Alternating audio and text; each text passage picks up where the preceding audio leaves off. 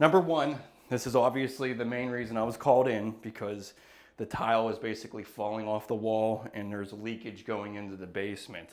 Wow, that's not really, these tiles are not really on here by much. There's not even any coverage on there. So this is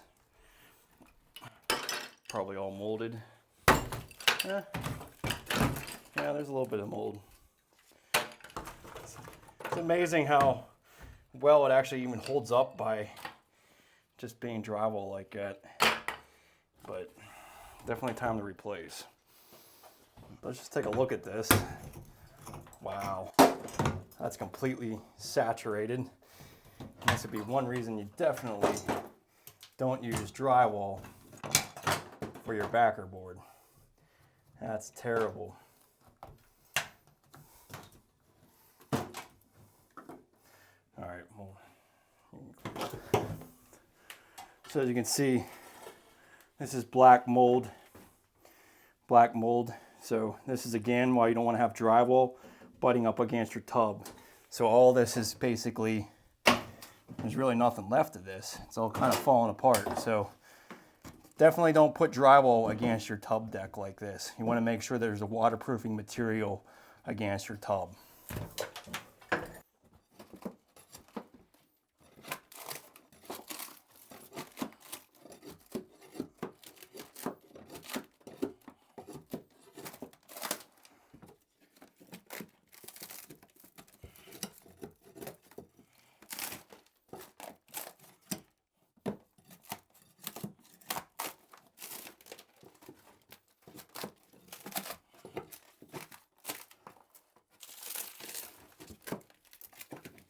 Okay, so what we're going to do for our backer board, our waterproofing, is we're going to use a board called Go board.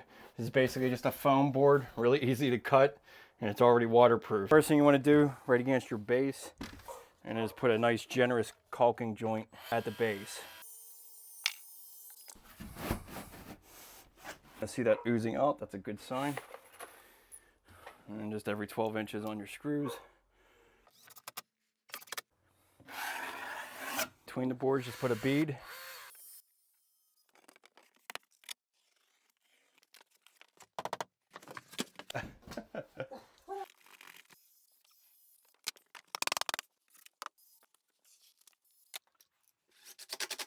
Now we got everything up. All we have to do is put like 1 inch overlap of sealant in all the corners and all of the seams. So.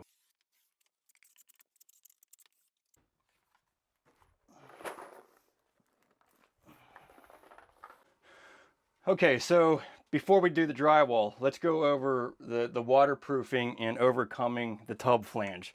So one of the things I want to explain to you here is this tub flange is obviously sticking outside of the stud area, and you wouldn't want to be just sliding the board over top of the flange and having it bow out on the corner, because basically what that would do is create like an unevenness. It'd be kind of beveled a little bit. So one of the best solutions to do that is just to use some 1/4 inch plywood material or shims, whatever you have that's 1/4 inch thick. Put that up against the studs, and then you'll be able to overcome that tub flange. Since we have all the studs out, this is one of the reasons I love taking all of the drywall out, because it makes it easy to get things ready to transition between your backer board and your drywall. So, you know, paying attention to how thick of a furring strip you need. On this particular situation, I have almost a 1/2 inch that I have to overcome.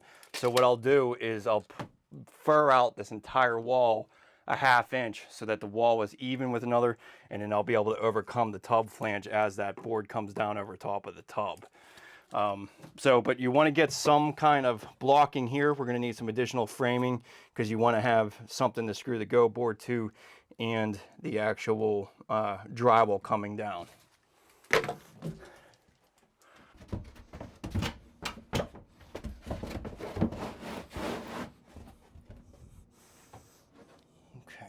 Okay, so the plumbing wall, we have drywall, we have a door jamb, and so we have 1/2 inch that we're butting up to. So we're not going to be able to go over the flange. So the way that we're going to address this is just to keep this up just above the flange where it flares out. So just holding it up above the flange, and then we'll fill this in with the sealant afterwards. So that basically you don't want to, you don't want to bellow it out. You just want to go straight to the top of these fender washers. But the main reason I didn't want to fur this out is because you would need extension jambs for your trim, and that's usually a really bad idea for, especially on an inside of a door, because your door latch will hit the extension jam and it will always take the paint off of it. So it's a really good idea to prevent from having any type of extension jam on the inside of your doors.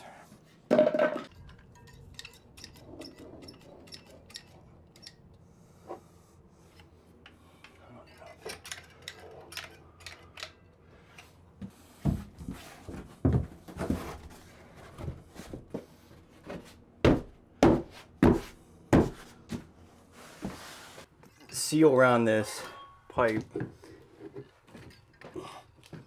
I'm just not sure you're waterproofed around your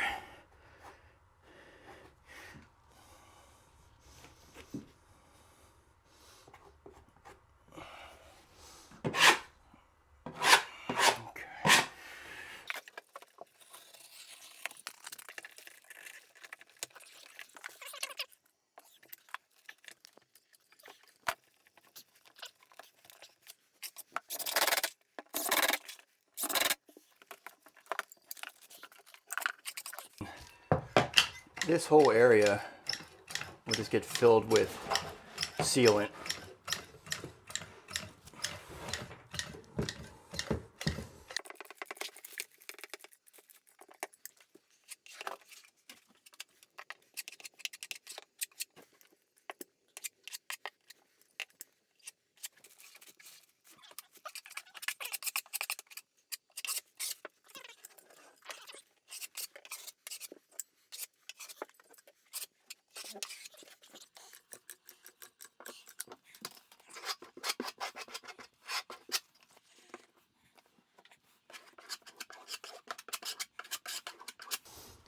And you can also do that for the pipe if you want to get some extra insurance on this. It's not a bad idea to always have a little bit more coverage.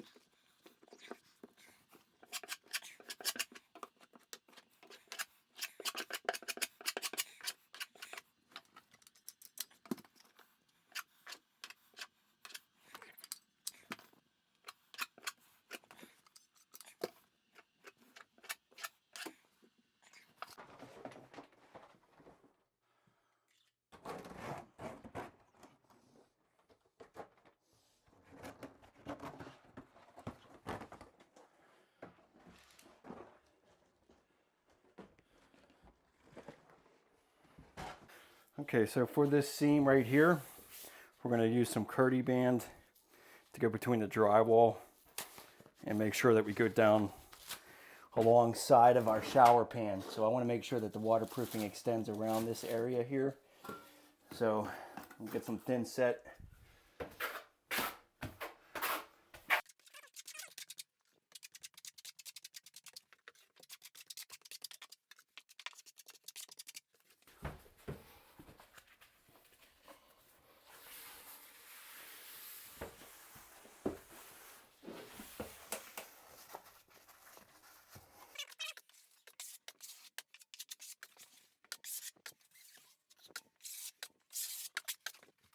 Take the excess off of the drywall area.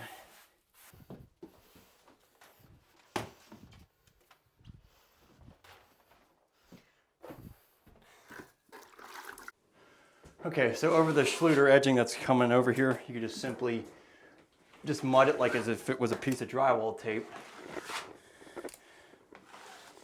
And I kind of like this for a couple of reasons. One, it's waterproof, everything underneath the towel and over, but also it kind of builds it up a little bit so you don't have too much of a, if you have a space out under your towel, it makes it nice and It makes a nice joint. All right, and any of this stuff hanging on, I would just leave alone. That can just be addressed after it dries.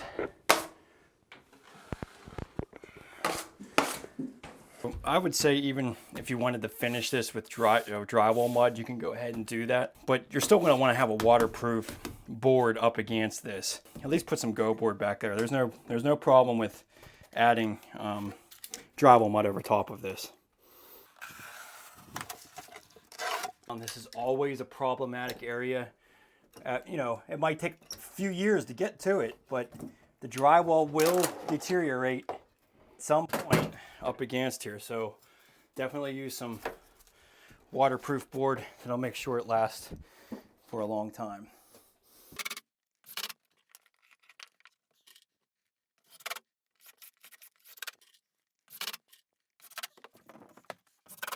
So we're going to use a piece of corner bead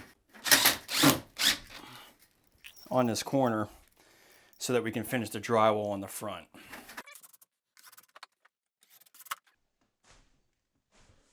Okay, so then on this corner bead, I'd recommend just using some weedy sealant to cover over this corner. You can also use the joint, or I should say what would that be? The seam tape that it comes with. But I would just recommend covering this because you want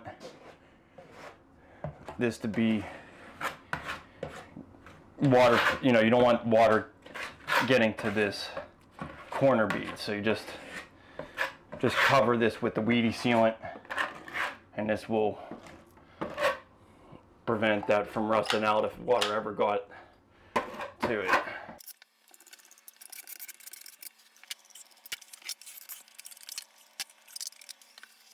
Okay, so for the membranes, we just need a very loose consistency. So we're going to be using Schluter All Set to set the membrane and the Ditra mat.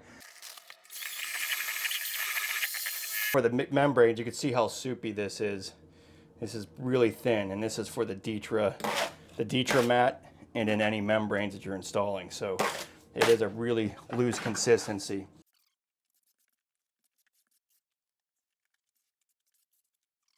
The first thing you want to do is just make sure get all the debris off the floor. Wipe it down with a damp sponge. They do make a Ditra trowel, basically a 3/16 inch by 3/16 inch square notch trowel. So use the flat side of the trowel first, burn it into the substrate.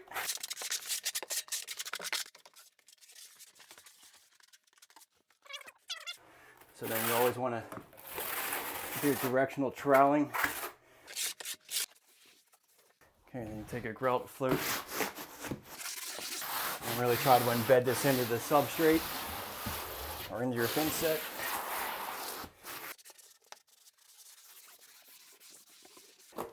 Make sure you have good coverage. So you can see it's all suctioning off a little bit there. I could probably apply a little bit more, but it's not going to hurt you to pull it all up to make sure it's well bonded. Let's get some Curdy membrane. So basically going straight across shower area. I think this is a very critical part of the whole system, is making sure that this is a really waterproof tight seal here.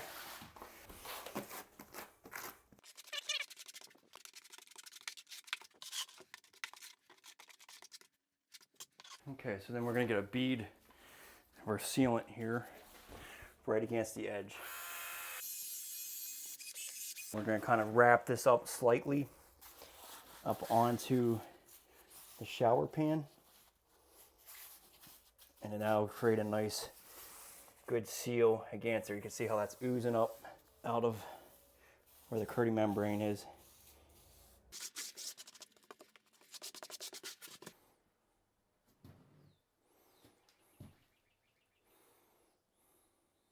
This is another area I think it's important,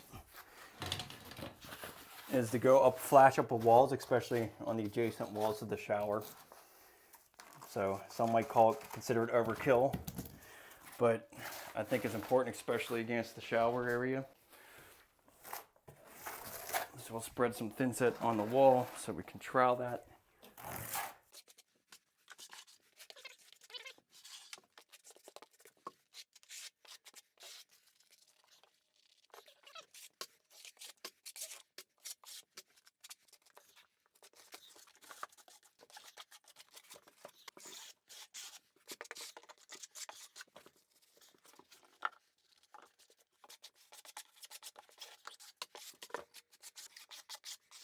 wipe it off the wall.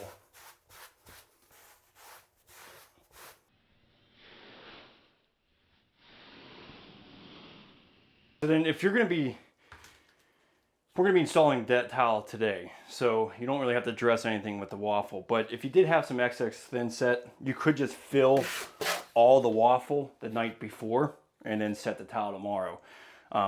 You know, this thinset is expensive, so you might as well use it up. And if you had like a half a bucket, you could just fill that whole waffle in. Just when you, if you do decide to do that, when you fill this, just wipe everything off.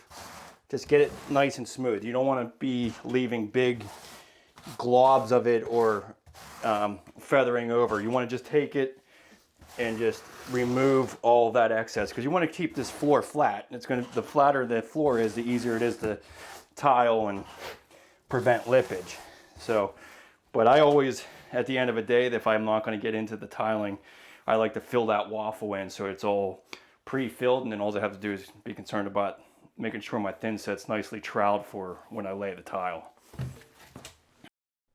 So I hope one of those waterproofing tips have helped you out with your own project. If you're needing more assistance and more step-by-step guidance on how to go about bathroom remodeling, definitely check out one of my courses. Every one of these videos are part of a course, and it's basically a guidance all the way through the entire process from start to finish. So definitely check that out, and I'll see you in the next video. Thanks so much.